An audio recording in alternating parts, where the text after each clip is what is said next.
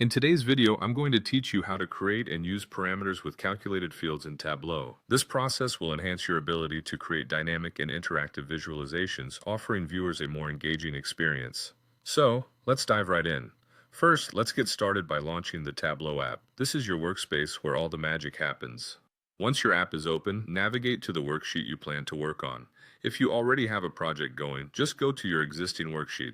However, if you are starting fresh or want to keep things separate, feel free to create a new sheet to work on parameters. With your sheet ready, it's time to create a parameter. Look for a drop-down menu, usually on the right-hand side, and select the option to create a parameter. This is the foundation for this tutorial, so make sure you follow closely. When creating a parameter, you need to give it a name. Think of this as a label that will help you identify it later easily. Next, you'll need to select the appropriate data type. This choice depends on the kind of interaction you intend to create, whether it's a string, integer, or float. Once you're satisfied with your parameter setup, input a current value. This serves as the default value whenever you make use of this parameter. Now don't forget to click on Apply and then OK to save your changes. Whenever you create something new, always ensure it's saved to avoid any hiccups later on. After setting it up, you need to visualize this parameter in action. Simply click on your created parameter and select Show Parameter. This will display the parameter control on your sheet, allowing you to interact with it in real time.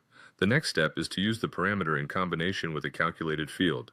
Return to the parameter menu, and this time click again to find the option for creating. From this submenu, select Create Calculated Field.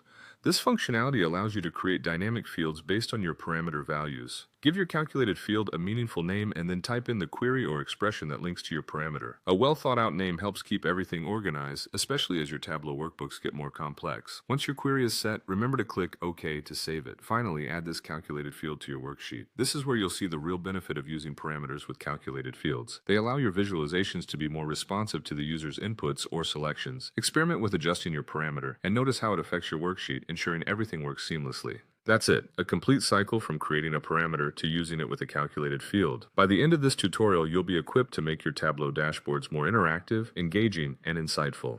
Happy visualizing!